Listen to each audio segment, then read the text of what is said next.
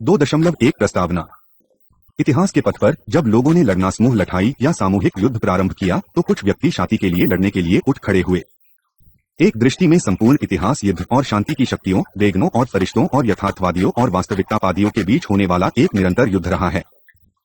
आधुनिक शांति आंदोलन, जिनका मूल इतिहास कई शताब्दी पूर्व पुराना है, एक से अधिक प्रकार से अनूठे हैं, परंतु इसका अनूठापन इस तथ्य में निहित है कि इसका लक्ष्य विश्वव्यापी शांति है और उसके लिए संघर्ष करता है, या कम से कम यह ऐसा करने का दावा करता है। विश्व शांति का लक्ष्य कोई सरल कार्य नहीं है और सीमित सफलताओं के लिए भी हमारी कृतज्ञता के योग्य है, परंतु विफलताओं की अपेक्षा अधिक खराब रहे हैं वे भ्रम जिन्हें शांति आंदोलनों की संगठनात्मक संरचना और नेताओं ने माना है और फैलाया है। फिर भी वचनबद्धता, सद्भावना, धर्म, सहानुभूति से प्रेरित युवकों तथा युवतियों ने शांति की लड़ाई में अपने आप को बांट दिया, जिससे मौत के व्यापारियों को अपना व्यापार आगे चलाना कठिन हुआ और सैनिक रणनीतिकार अपने सिद्धांत को वैध नहीं ठहरा सके। तथापि शांति आंदोलन की सीमित उपलब्धि अर्थी हो, परंतु उन्हें कम नहीं आंका जा सकता है। शांति और शांति आंदोलन दोनों के लिए खतरा क्या है, वह है उनका बढ़ा चढ़ाकर वर्णन करना है। शांति आंदोलन के नेतृत्व और संगठन पैटर्न की भूमिका का कम से कम दो महत्वपूर्ण कारणों से उसका सावधानी के साथ विश्लेषण करना उचित है। पहला, शांति आंदोलन बहुत शक्तिशाली बल फोर्स हो सकता है यदि इसके प्रयोजन अच्छी तरह से समझे जाते हैं। यह समर्पित नेताओं द्वारा संचालित किया जाता है और सबसे महत्वपूर्ण, यदि यह वहनीय सस्टेनेबल आधार पर चलाया गया लोगों का आंदोलन है। दूसरा, यदि आंदोलन संकीर्ण दृष्टिकोण रखता है, प्रादेशिक अथवा क्षेत्रीय रहता है और उन लोगों द्वारा संचालित किया जाता है जो लोग अन्यथा अभिप्रेरित किए गए हैं, परंतु स्पष्ट अस्पष्ट रूप से बड़े मुद्दों से अनभिज्ञ, या यदि आंदोलन एक वर्ग का कार्य है और अंततः इसमें सामाजिक गुर्गों बटा क्षेत्रीय शक्तियों के अभिकर्ताओं की घुसपैठ हो जाती है, तब आंदोलन प्रतिकूल हो सकता है।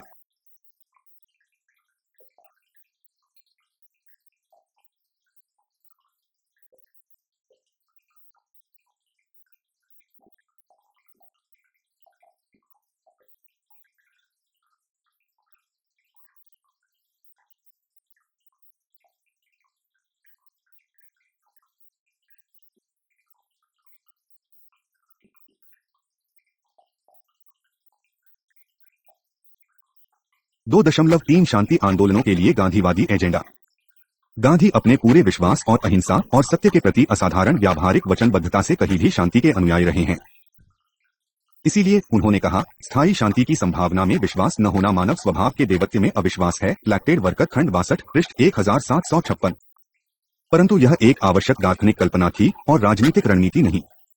शांति एक ही समय राजनीतिक, सत्तामूलक, ऑन्टोलॉजिकल और अस्तित्ववादी एग्जिस्टेंशियलिस्ट मुद्दा है। गांधी ने लिखा, वास्तविक शांति की प्राप्ति अधिक बड़ी वैज्ञानिक परिशुद्धता, आत्मा के अधिक बड़े चोर परिश्रम, अधिक धैर्य और संसाधनों के बिना असंभव है। इसके अलावा उन्होंने कहा, यह लाखों मनुष्यों द्वारा हस्तांतरित उपस्थिति नामावली द्वारा प्राप्त नहीं हो सकती है। उपर्युक्त खंड 66 पृष्ठ 73।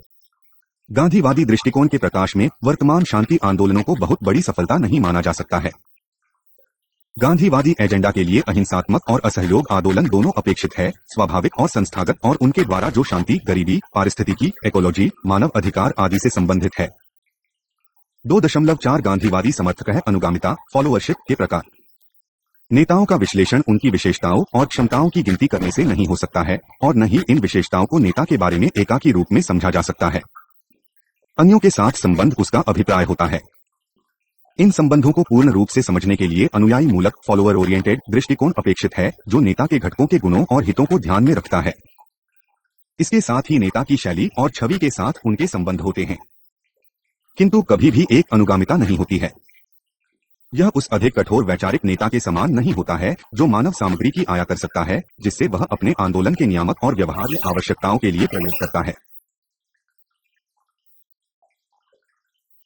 कि अनुयायी मूलक दृष्टिकोण के अंतर्गत नेतृत्व का विश्लेषण करने और इसकी समझना किसी भी नेतृत्व के अध्ययन में बहुत ही लाभदायक होता है। इस तरह के अध्ययन निश्चित रूप से गांधी से संबंधों में विशेष रुचि लेगा। इस तरह से वे बहुत ही कठोर सैद्धांतिक नेता हैं जो अपने आंदोलन के लिए अपनाए जाने वाले मानक और व्यवहार अत्यंत बहुमूल्य होंगे। गांधी अपने अनुयायियों की आंतरिक स्थिति का विश्लेषण तथा अंतः शक्तियों से नलीभांति परिचित थे और एक जन आंदोलन के नेता होते हुए यह अनुयायियों के चरित्र और तर्कसंगत सीमाओं के प्रति संवेदनशील थे। यह अनिवार्य रूप से सत्य नहीं है।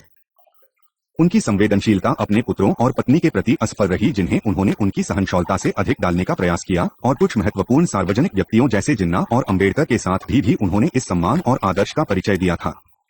इस पर भी यह उनके नेतृत्व की विशिष्ट पहचान को प्रतिपादित करने के लिए पर्याप्त है। उन लोगों की विभिन्न प्रकार की शक्ति और आवश्यकताएं पूरी करने की उनकी क्षमता जो उनके निकट थे उनके लिए कम प्रासंगिक थी बनिस्बत उनके अपने धार्मिक समर्थकों और राजनीतिक सहयोगियों के लिए। उनकी क्षमता और कुमलता विशेष रूप से आश्रमों में रहने वालों के संबंध में महत्वपूर्ण है, जो उनकी आध्यात्मिक शिक्षा और नेतृत्व के स्वरूप को संस्थानीकरण का निरूपण करते हैं। और वे उन सह नेताओं के संबंध में पर्याप्त महत्व प्राप्त करते हैं जो राष्ट्रवादी आंदोलन को पुनः संवेदनशील बनाने के लिए गांधी के आह्वान पर आगे आए। भारत में अधिक विपुल श्रोताओं में अपने आप को बढ़ाने में उनकी अधिकांश सफलता मनोवैज्ञानिक थी और अभिकल्पक बहुमुखी प्रतिभा में निहित है, अर्थात उनकी क्षमता और योग्यता महात्मा, बापू और गांधी बनना। अब जो चर्चा हम करेंगे वह उनके दो प्रकार के अनुयायियों, उनके जनानुयायियों और आश्रमवासियों के संदर्भ में उनकी, गांधी की हरफनमौलाई वर्सेटिलिटी की खोज है।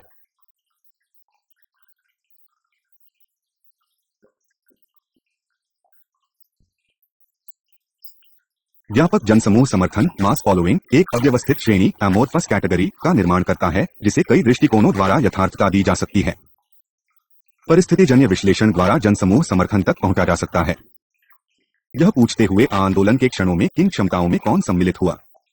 गांधी का अपने जनसमूह समर्थकों से संबंध एक प्रकार का समर्थन और उनके उपयुक्त संप्रेषण कम्युनिकेशन का प्रकार निरूपित करता है। यह ऐसा संबंध है जिसमें गांधी एक सामान्यीकृत पवित्र उपस्थिति के रूप में प्रकट होते हैं, पवित्रता में विश्वास उनके संत जैसे आचरण पर आधारित होते हुए। इसकी गहन अवैयक्तिकता गांधी और उनके घटकों के बीच कोई द्विमार्गी बंधन स्थापित नहीं करती है, सिवाय एक निरपेक्ष बंधन के जिन्हें समर्थक अपने आप के अंदर मनोवैज्ञानिक और प्रतीकात्मक सामग्री के लिए निवेदन करता है। गांधी ने बिल्कुल भिन्न प्रकार से अमूर्त रूप से कम आश्रमवासियों के साथ संप्रेषण किया जो कि अनुशासन, व्यवस्था और प्राधिकार की मांग करते थे। आश्रमवासी इन पुरुषों और महिलाओं का समुदाय था जो गांधी के पास आए थे क्योंकि वे उनके पास कुछ धार्मिक भावना थी, वे धर्म का पालन करने वाले थे और उन्हें आश्रम में परंपरागत सुरुचिपूर्ण अनुशासन की चाह थी। 2.5 गांधीवाद के बाद का नेतृत्व।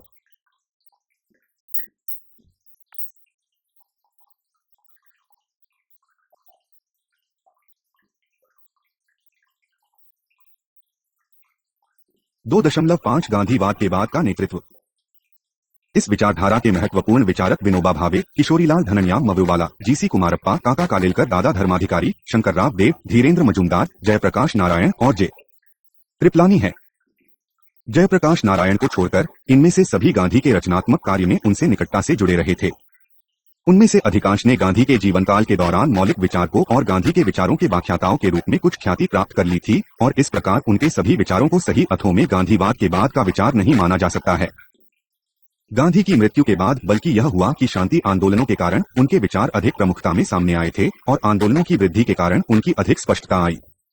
वास्तव में जयप्रकाश नारायण इस क्षेत्र में बहुत देर से आए थे और जब गांधी जीवित थे वह मार्क्सवादी थे। इन लब्ध प्रतिष्ठ व्यक्तियों के अलावा कई अन्य हैं जो अध्ययन के योग्य हैं क्योंकि उन्होंने कुछ जाति आंदोलनों का संचालन किया। प्रमुख विचारकों में विनोबा भावे को गांधी का आध्यात्मिक और नैतिक उत्तराधिकारी माना जाता है, जिनके बारे में गांधी की बहुत अधिक उत्कृष्ट राय थी। उन्होंने सन 1917 में सी एफ एंड्रयूज से कहा था, वह विनोबा आश्रम के कुछ मोतियों में से एक है। वे अन्यों की मौती आश्रम में आर्तवाद लेने नहीं आते हैं बल्कि इसे आशीर्वाद देने आते हैं, प्राप्त करने नहीं बल्कि देने आते हैं। गांधी मार्ग 1968। उन्होंने एक बार विनोबा के पिता को भी लिखा, आपके पुत्र ने इस छोटी आयु में उच्च तेजस्व और लपाचर्या एस्केटिसिज्म अर्जित की है जो मुझे प्राप्त करने में धैर्यवान श्रम के लिए कई वर्ष लगे। राम 1958 पृष्ठ 15। उन्होंने विनोबा से महान सेवा के साधन के रूप में होने की आशा की और उन्हें सत्याग्रह के विज्ञान पर लिखने के लिए सक्षम माना। उन्होंने सन 1940 के व्यक्तिगत सत्याग्रह के लिए पहले सत्याग्रही के रूप में उन्हें विनोबा चुना और इस प्रकार उन्हें आदर्श सत्याग्रही के रूप में प्रकाश में लाए थे।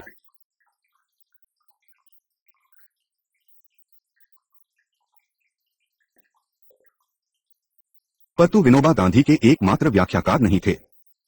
यह एक मौलिक विचारक थे जिनमें नम्र विनोद के साथ सरल और स्पष्ट शैली का मिश्रण था। उनकी अपनी ही स्वीकृति के अनुसार गांधी उन्हें प्रभावित करने वाले एकमात्र व्यक्ति नहीं थे और उन्हें प्रतिनिधित्व करने का दावा वह नहीं करते हैं। यह विरले ही जनता में गांधी के बारे में बोलते हैं और उनका अपना स्वयं का सम्मान, बल और तरीका है। एल्लाम टेनिसन के शब्दों में पड़ोसी के प्रकाश से प्रज्वलित मोमबत्ती की भांति वह अब निरंतर और पृथक प्रकाश से जलता है। टंडन 1968 पृष्ठ 79। ऐसा थे विनोबा भावे सर्वोदय कार्यकर्ताओं और विचारकों का अविवादित नेता थे। के जी मशकयाला गौमी से उनके दक्षिण अफ्रीका से लौटने के समय से ही उनसे जुटे हुए थे। उन्होंने पहले उनके साथ सचिव के रूप में कार्य किया, तब गांधी के आदों को समर्पित संगठन गांधी सेवा संघ के अध्यक्ष के रूप में कार्य किया। उन्हें गांधी के जीवन काल के दौरान ही उनके विचारों का महत्वपूर्ण व्याख्याकार माना जाता था। डॉ.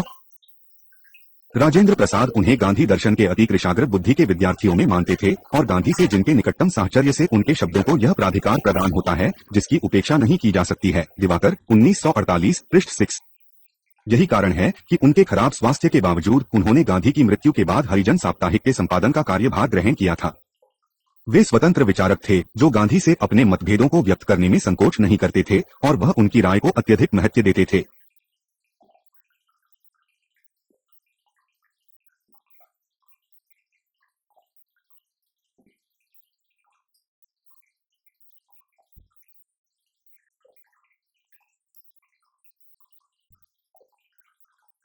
जे. कुमारण्या ने गुजरात विद्यापीठ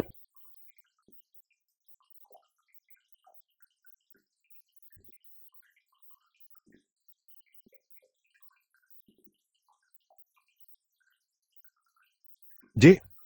कुमारण्या ने गुजरात विद्यापीठ में 1929 से 31 अध्यापन का कार्य किया और सन 1934 से सन 1948 तक अखिल भारतीय ग्रामोद्योग के सचिव रहे और फिर गांधी की मृत्यु के बाद उसके अध्यक्ष रहे। वह एक बहुत प्रेरक विचारक थे। काका कालेलकर उनके बारे में लिखते हैं कि अहिंसा के गांधीवादी अर्थशास्त्र के व्याख्याकार और संगठनकर्ता का भार कुमारमा पर पड़ा। कुमारचा की अर्थशास्त्र पर पुस्तकों और लेखों ने युवा भारत, विशेषकर निर्माण कार्य करने वाले कामगारों को सांचे में ढाला था। गांधी ने युवा भारत को अर्थशास्त्र पर अपने विचार दिए थे, परंतु यह कुमारप्पा थे जिन्होंने शिक्षित समुदाय को स्वीकार्य तरीके में वैज्ञानिक व्याख्या दी। जॉर्ज और रामचंद्रन 1962 पृष्ठ 348। हालांकि कुमारप्पा अतिवादी थे और बहुत से उन्हें अव्यावहारिक सिद्धांतवादी मानते थे, परंतु अहिंसा और गांधीवादी जीवन पद्धति पर उन्हें अटूट विश्वास था। काका कालेलकर भी गांधी के एक निकट सहयोगी रहे थे। उनके साथ आने से पहले वह शांति निकेतन में थे। बाद में वे गांधी के साथ आए और तदनंतर गुजरात विद्यापीठ के प्रधानाचार्य बने। बाद में वे हिंदी मासिक सर्वोदय का संपादन करने क्यों चले गए। उन्होंने अपने आप को रचनात्मक कार्य से जोड़े रखा और अनेक शांति आंदोलनों का नेतृत्व किया। दादा धर्माधिकारी लब्ध प्रतिष्ठ सर्वोदय विचारक थे। वह पहले सर्वोदय मासिक पत्रिका के प्रकाशक और तब सह संपादक थे। बाद में उसी नाम से अगस्त 1949 में मासिक पत्रिका प्रारंभ हुई। वह संपादक के रूप में विनोबा भावे के साथ सह संपादक बने और अपना जीवन सर्वोदय आंदोलन को समर्पित कर दिया। शंकरराव देव रचनात्मक कार्यकर्ता और राजनीतिक नेता दोनों थे। वह लंबे समय तक अखिल भारतीय कांग्रेस कमेटी के महासचिव रहे थे। उन्होंने अपने आप को सर्वोदय कार्यों के लिए समर्पित किया था और इस विचारधारा के प्रमुख विचारकों में से एक थे।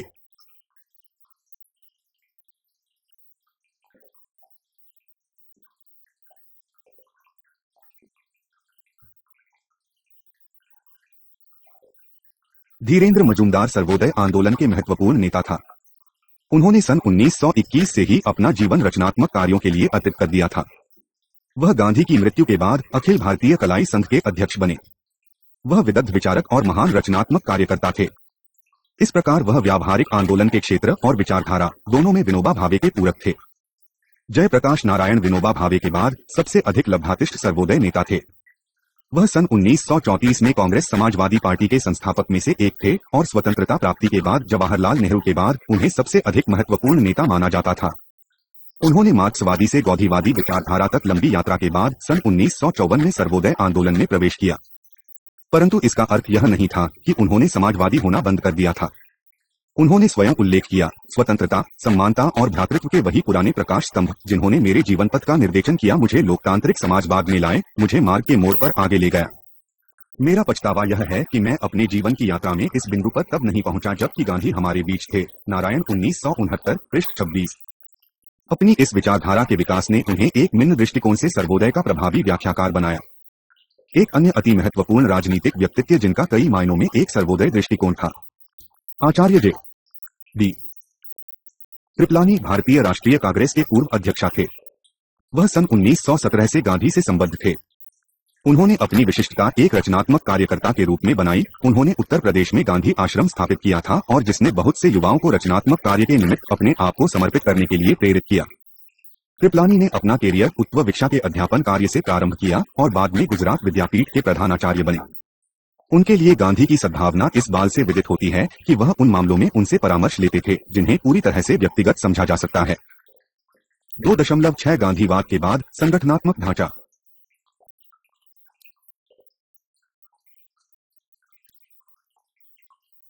2.6 गांधीवाद के बाद संगठनात्मक ढांचा। संगठनात्मक ढांचों के दृष्टिकोण से मोटे तौर पर इसकी दो श्रेणियों है जो भारत में शांति आंदोलनों का वर्गीकरण कर सकती है। पहला, गांधीवादी विचारधारा और कार्य की शांति और विकास के वैकल्पिक वारणा विचार के प्रति अहिंसात्मक दृष्टिकोण है। इस संरचना का स्पष्ट उदाहरण गांधीवादी आश्रमों में देखा जा सकता है जो देश भर में फैले हुए हैं। वे न केवल अहिंसक आंदोलनों के लिए प्रेरणा के मुख्य स्रोत रहे हैं बल्कि लोगों की सुरक्षा और उत्तरदायित्व की बुनियादी समस्याओं का सामना करने में लगे हुए हैं। इस अहिंसक आंदोलन का विभिन्न गांधी आश्रमों में अपना आधार होने के कारण इसमें शांति और उत्तरजीविता के रूप में अधिक आधारिक मुद्दों के लिए अपना जीवन देने के लिए समर्पित लोग हैं जो जागरूक बुद्धिजीवी और निम्नतम आधार के क्रियावादी दोनों होते हैं। गांधीवादी चुपचाप अपने उत्कृष्ट कार्यबल के माध्यम से अधिक सहभागिता और ऊर्जा प्राप्त कर रहे हैं और ये भिन्न भिन्न स्थानों पर कार्यरत हैं। भूदान आंदोलन, चंबल अनुभव, शांति सेना, सूरत के निकट वेदची में स्वाध्याय आश्रम, मंदुरे के समीप गांधी ग्राम, वेदची में पूर्ण क्रांति संस्थान अन्य के साथ बहुत सक्रिय हैं। यह वेदची में स्वाध्याय आश्रम था जहां पर युद्ध प्रतिरोधक मिशताब्दी प्रायण्य सम्मेलन 29 दिसंबर 1988 से 4 जनवरी 1986 तक आयोजित किया गया था। लगभग इसी समय पूर्ण क्रांति संस्थान ने अहिंसात्मक शांति स्थापना बल पर परामर्श आयोजित किया जिसे पॉस ब्रिगेड इंटरनेशनल ने प्रायोजित किया था। अहिंसा कार्य और प्रशिक्षण में लंबे अनुभव वाले सहभागी Australia, Belgium, Canada, Colombia, Costa Rica, Guatemala, Israel, Netherlands, Sri Lanka, Thailand और संयुक्त राज्य अमेरिका से आए थे। गांधी चादी शांति आंदोलन के लिए विद्वतापूर्ण समर्थन देश भर में फैली हुई गांधी चादी अकादमियों से आते हैं।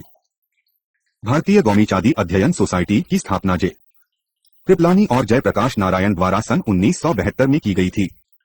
इसमें भारत और बाहर के लगभग 800 सदस्य थे जिनमें की गांधी स्मृति और गांधी दर्यन नई दिल्ली थे जिनमें की पंजाब विश्वविद्यालय, चंडीगढ़, नागपुर विश्वविद्यालय, नागपुर, गुजरात विद्यापीठ, अहमदाबाद, जैन विश्व भारती विश्वविद्यालय, लाडनून, महात्मा गांधी विश्वविद्यालय, कोट्टायम और महात्मा गांधी काशी विद्यापीठ वाराणसी में सबसे अधिक प्रमुख है। दूसरी श्रेणी में स्वायत्त शांति पहल कार्यों की संपूर्ण श्रेणी है। यद्यपि ये पूर्ण रूप से नए नहीं है परंतु उनकी तेज वृद्धि शांति संबंधी संकट के बारे में विभिन्न समूहों की ओर से बढ़ती हुई चिंता प्रदर्शित करती है। इन आंदोलनों की जड़ें कई भिन्न भिन्न परंतु बहुधा अतिव्यापी क्षेत्रों में निहित है, जैसे छात्र समूह, महिला संगठन, धार्मिक निकाय, पर्यावरणवादी, सक्रियतावादी, कलाकार, शिक्षाविद और नागरिक अधिकार कार्यकर्ता और संबंधित पत्रकार।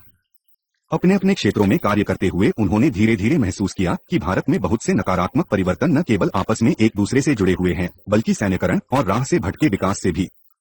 एक ही मुद्दे के समूहों ने आपस में संवाद कर राष्ट्रीय रक्षा नीति और अल्प विकास, परमाणु अस्त्रों और परमाणु बिजली, औद्योगिकीकरण और अपराध, हरित क्रांति और पारिस्थितिकीय विनाश, सांस्कृतिक स्वायत्तता की क्षति आदि के बीच संबंध खोजा।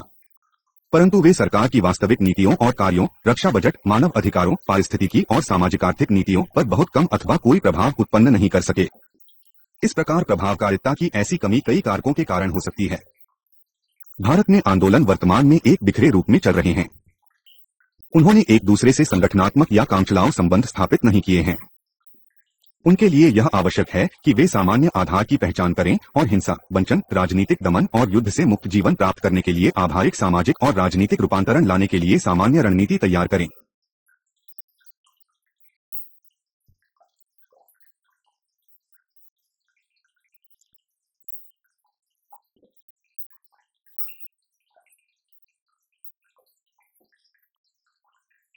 एक अन्य समस्या यह है कि बहुत से समूह मुख्यतया महानगरों में केंद्रित है। यह विशेष रूप से परमाणु विरोधी आंदोलनों के मामले में देखा जाता है। परमाणु विरोधी आंदोलनों के आकार और संख्या में हाल की वृद्धि वास्तव में यूरोपीय शांति आंदोलनों की सफलता और प्रभाव है। मानव उत्तरजीविता के लिए परमाणु संकट पर उल्लेखनीय विश्वव्यापी ध्यान बढ़ने से इनका प्रभाव भारत में फैला है, यद्यपि यह अभी भी जनसंख्या के कुछ तबकों तक ही सीमित है। भारत में उनकी भूमिका का महत्व तभी प्राप्त होगा यदि वे अन्य आंदोलनों के साथ सृजनात्मक संबंध स्थापित करने के लिए आगे बढ़ते हैं। फिर भी परमाणु विरोधी समूह परमाणु युद्धों पर ढेर सारी ऐसी सूचना के माध्यम से परमाणु आयुधि और परमाणु ऊर्जा द्वारा सामने प्रस्तुत संकट के बारे में व्यापक जागरूकता उत्पन्न करने में सफल हुए जी समूहों के अपने प्रकाशनों, वाद विवादों और सार्वजनिक प्रवर्धनों के माध्यम से उपलब्ध किए गए हैं। उन्होंने इस बात पर जोर दिया कि भारतीय परमाणु ऊर्जा कार्यक्रम जवाबदेह बनाया जाए और परमाणु हथियारों पर सरकार की नीति पर लोगों द्वारा बहस की जाए। उदाहरण के लिए न केवल परमाणु हथियारों पर बल्कि सैन्य व्यय की अवसर लागत पर भी बहस की जाए। ये समूह भारत में परमाणु बिजली घर बनाने के विरुद्ध है और सभी परमाणु बिजली परियोजनाओं पर रोक की मांग करते हैं। वे इन सभी वैकल्पिक ऊर्जा प्रौद्योगिकी के पक्ष में हैं जो भारतीय आवश्यकताओं के लिए दक्ष, पुनर्नवीकरणीय, सुरक्षित और उपयुक्त है। 2.7 आलोचनात्मक आकलन।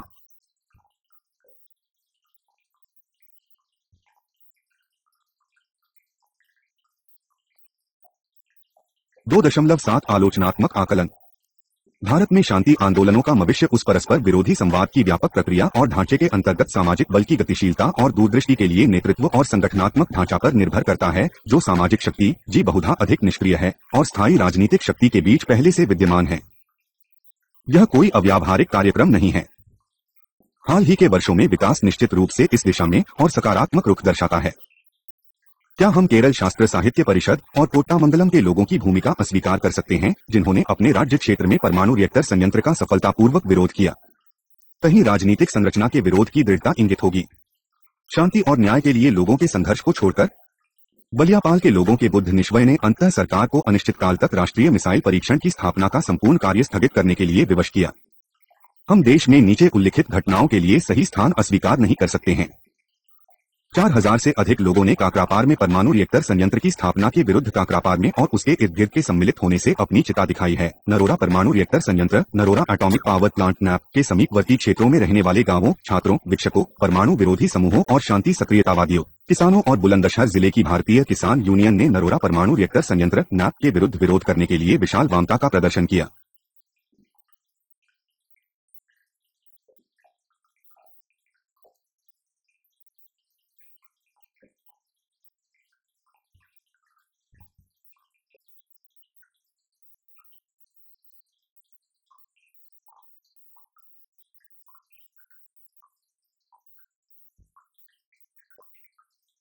कल्पवृक्ष दिल्ली आधारित एक छात्र समूह पारिस्थितिकीय, मानव अधिकारों और शांति मुद्दों पर अनुसंधान और कार्य कर रहा है। कल्पवृक्ष खास शिक्षा संस्थाओं, विशेषकर हाई स्कूलों में परमाणु ऊर्जा और हथियारों के मुद्दों पर जागरूकता अभियान चला रहा है। वंचित परमाणु ऊर्जा network to oust nuclear energy none Delhi आधारित सक्रियतावादी समूह, जिनमें अधिकांशत छात्र हैं, जो नरोरा परमाणु रिएक्टर संयंत्र नैप पर विशेष फोकस के साथ परमाणु ऊर्जा की समस्याओं पर जागरूकता अभियान चला रहे हैं। मुंबई आधारित समूह, परमाणु निरस्त्रीकरण समूह, group for nuclear डिसआर्मामेंट ground, audio video slide प्रदर्शनों, प्रदर्शनियों, व्याख्यानों और पैनल चर्चाओं के माध्यम से परमाणु हथियारों और कल्याण के बारे में लोगों को शिक्षित कर रहा है। बंबई सर्वोदय मंडल पोस्टरों और व्याख्यानों के माध्यम से परमाणु ऊर्जा और हथियारों के विरुद्ध अपना अभियान प्रभावी ढंग से चला रही है। राष्ट्रीय भारतीय डॉक्टर संघ परमाणु युद्ध के निवारण के लिए परमाणु युद्ध के प्रभावों पर जागरूकता अभियान चला रहे हैं। देश में एक अन्य सकारात्मक प्रवृत्ति हाल ही के वर्षों में बड़े रूप में जन विज्ञान आंदोलन की वृद्धि है। विशेष प्रदेश केनकेगा, लाहल्ली, वास्तव में संपूर्ण कर्नाटक राज्य में कौनसा और नॉन नरोरा, संपूर्ण क्रांति विद्यालय और अणु ऊर्जा जागृति काकरापार, मीडिया समूह ओले, केरल में आयर संयंत्र अपने ही प्रकाशनों, सार्वजनिक प्रदर्शनों द्वारा सामूहिक जागृति उत्पन्न करने में सक्रियता से लगे हुए हैं। परमाणु ऊर्जा और हथियारों के मुद्दों पर लोगों को शिक्षित करने की अपनी भूमिका के अलावा उपर्युक्त स्थानों में अहिंसक प्रतिरोध का उनका प्रयोग अपने आप में छात्रों, शिक्षाविदों और पत्रकारों का एक महत्वपूर्ण सक्रिय अभियान हो जाता है।